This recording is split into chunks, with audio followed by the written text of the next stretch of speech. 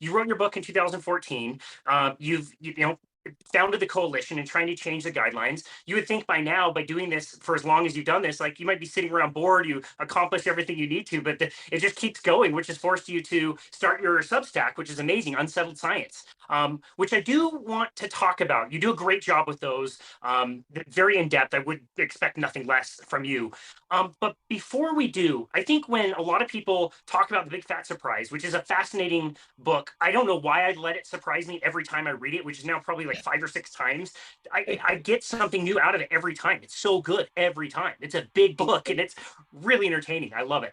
And when I hear you talk about guidelines and Ancel Keys and the story around cholesterol, and that's a big part of this story. But there's other parts of your book where you go in depth into other things, including the Mediterranean diet, which I think is absolutely fascinating. And I found it quite interesting when I asked some of my clients, like, what is the Mediterranean diet? They can pretty much tell me, like, oh, it's fish and fruits and vegetables and lots of grains. You start asking like a few questions, and all of a sudden, people start to kind of break down, like, where in the Mediterranean does that come from? They go, oh, I don't know. Like, okay, well, is this eating like France or like Egypt or like Israel or like Greece? Like, which one is it? And when was this taken? Was this taken like 20, 30 years after World War II? Or was this more recent? And so you do such a great job. So I would want to know if we could start there and talk about some of the things you learned about the Mediterranean diet. Yeah, that book chapter in my book on the Mediterranean diet is still, I believe, the only critical appraisal of the Mediterranean diet, like a really comprehensive critical appraisal. And I think one of the headlines to come out of that chapter is the Mediterranean diet as a commercial concept, as a diet in, sold across and promoted across the United States. That was produced and created by the International Olive Oil Council, right? This is an organization based in Europe that wanted to increase the sales of olive oil. And how did they do that? They hosted a series of best ever conferences all around the Mediterranean, and they, along with other food companies, and they invited the who's who of the nutrition establishment in the United States. They invited food writers. They always had somebody from Harvard.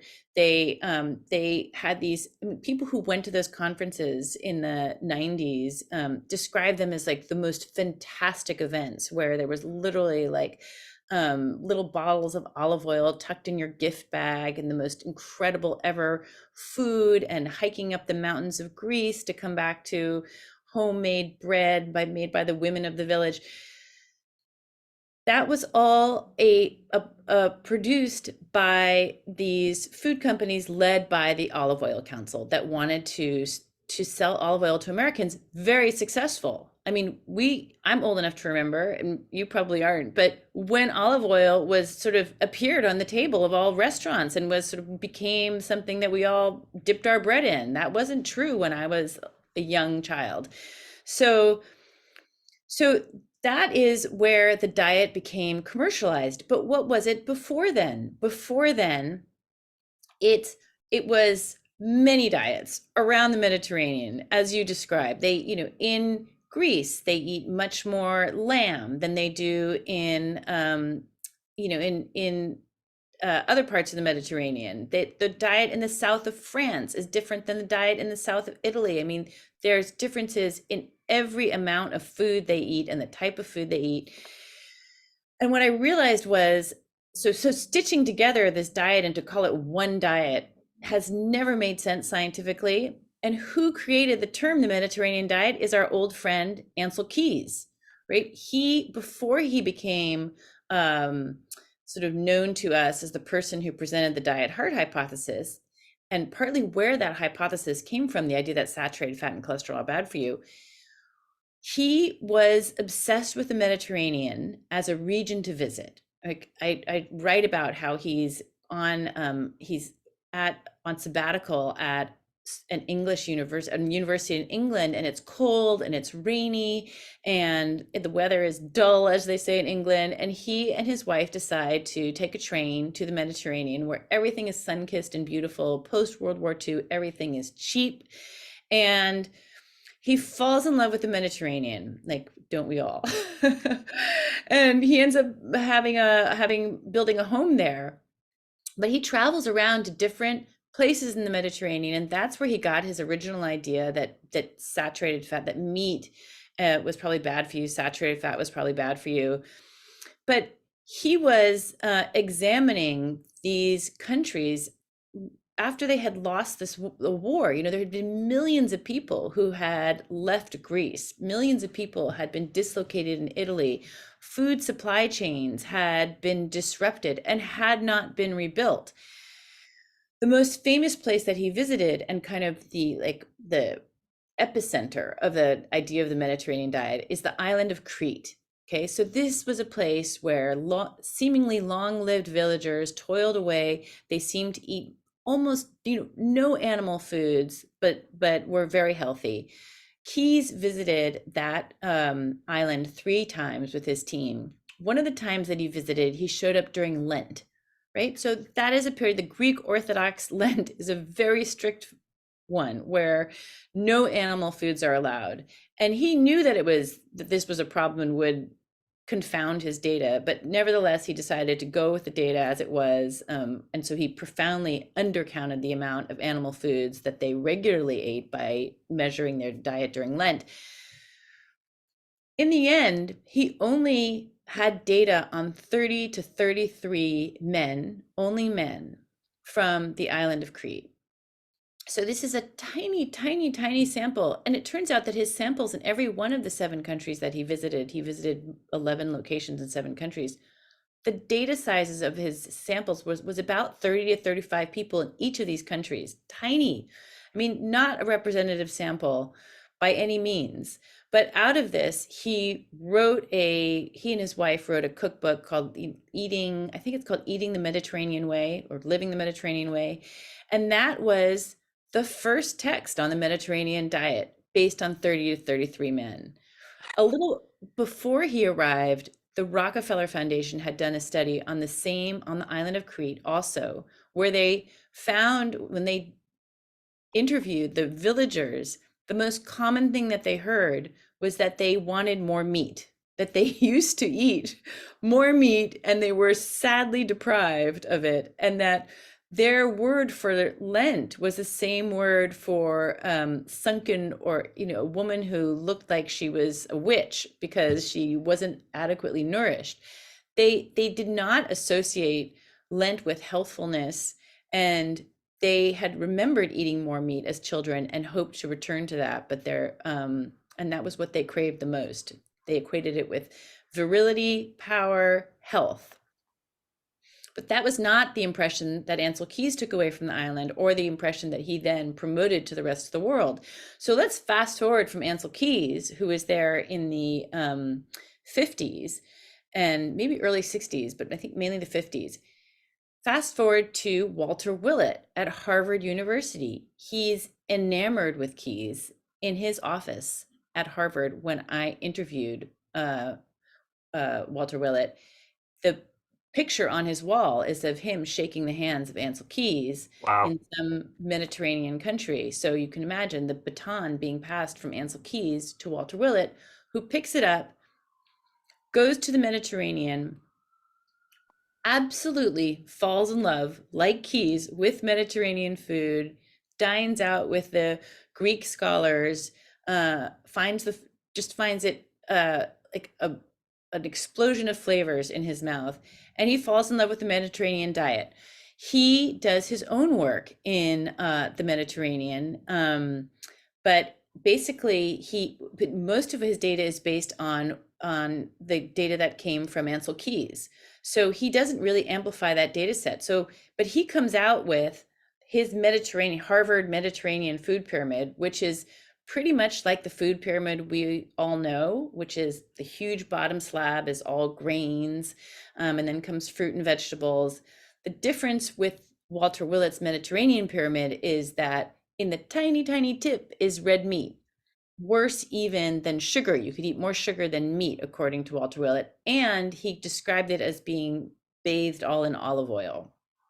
So olive oil was this very important component of this diet. this study that seemed to underpin the whole effort. I mean, so sorry, let me just backtrack. Walter Willett came out with this pyramid, no clinical trials on the Mediterranean diet, right? Very popular, a great idea, but no clinical trials really showing that it had any benefits for health. A Mediterranean diet, however you define it.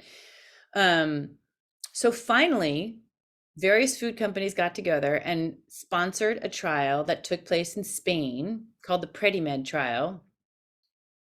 And that was an interventional trial, right? In one group, they told them to change their diet. They told them to, I mean, it was really strange, like eat more sofrito, which is like this Spanish dish that has no correlate really in the US. And they told people to eat less fat on the Mediterranean diet. It turns out that the group that ate the so-called Mediterranean diet did not reduce their red meat consumption. So they weren't actually looking at any difference in meat. At the end of this trial, as the trial was happening, like 2 or 3 years into the trial, which is that's a good long trial, they stopped it because they said the benefit was so huge from the Mediterranean diet that they couldn't ethically keep continuing this trial. And in the end, they found what they thought was a significant benefit in terms of cardiovascular outcomes. There was no other benefit, not weight, not other metabolic benefits, but there was, it appeared, a benefit for heart attacks, death from heart disease.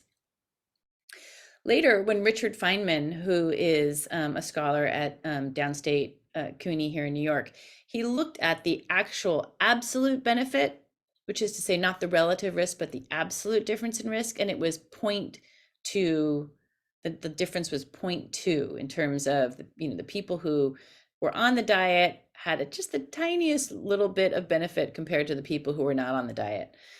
So in the end, that trial is not as impressive as we think. And quite a bit later, it had to be retracted and republished in the same day, which I think is a first. I've never seen that happen anywhere else, where the authors are allowed to republish on the same day that they retract a paper. They always knew about the retraction ahead of time. They were able to, and it was the New England Journal of Medicine that allowed them to do that. Because it turns out that the trial had actually not been properly randomized. And there were other problems with the study that John Ioannidis pointed out in a paper that he did on PREDIMED, where he looked at the various, not just randomization, but other problems with that paper. So that's the main trial for the Mediterranean diet. In other trials of the diet, and there's now been quite a few, and I'm talking about clinical trials now that can show cause and effect. The benefits for weight are very, very modest. And when compared to a low carbohydrate diet, they're not as impressive as a low carbohydrate diet. Now I'm referencing a meta-analysis that was done not too long ago. And the cardiovascular outcomes were also very moderate, not as good as a low carbohydrate diet when compared to low carb. So in all, the Mediterranean diet, however you want to define it, is not superior to what we've seen now in multiple clinical trials for a low carbohydrate diet. Yeah, wow. That's so well explained. And I think it's important to point out the context. You mentioned kind of the 80s and the food pyramid that we got in the early 90s. And it's like we were, especially as a nation, but the world was kind of catching on. We're coming out of this phase of like, we went from saturated fat is bad to all fat is bad. And so now we're eating vegetable oils and, eating snack wells. And now we're told to like count things and measure things and have servings of things, which who knows what a serving is. But now you have all these food writers going over to the Mediterranean, writing not about calories as much as they're writing about like food and beautiful experiences. And now it's like that was pretty much prohibited, but now we can bring it back. And now you have sauces and you can make food taste really good and make it richer. Like why wouldn't everybody jump onto that? And we probably did better for it, but it's a lot better than low fat. And if somebody told me that they were eating a standard American diet and they were going to do Mediterranean, I'd be happy with that. Hopefully it would be a transition to a better diet. But yeah, the context would have been so enticing for us to just go straight down that path. Well, it's like food has there are fads in the nutrition world, right? There are fads that happen. The Mediterranean diet was one of them, but it still exists. Like it is still the number one or number two diet every year, as reported by US News and World Report in those, I think, absurd diet rankings that they do at the beginning of the year.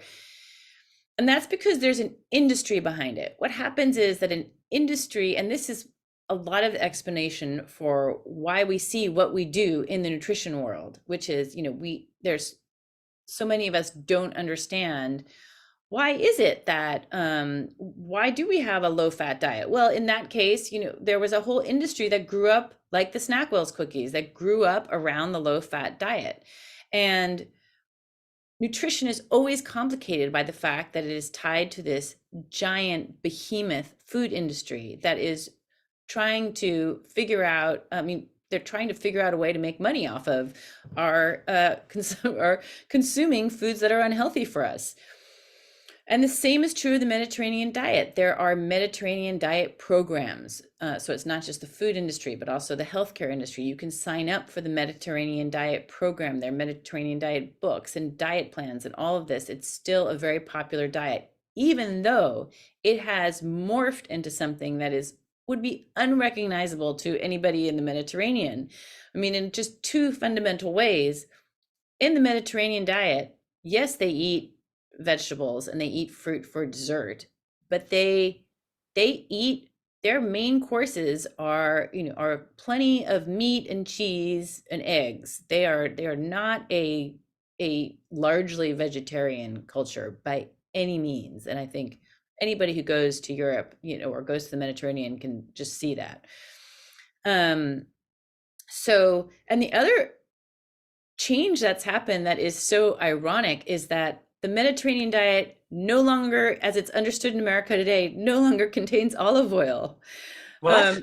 And it's not really, it's not part of the Mediterranean diet program anymore. Why? Because again, the vegetable oil companies, which are very powerful in the United States, decided that they did not want olive oil taking over all of, taking their place in endless diet programs and in books and everywhere. So what you see now is a vegetable oil, so sunflower, safflower, canola, whatever. Soybean is the most commonly consumed oil in America.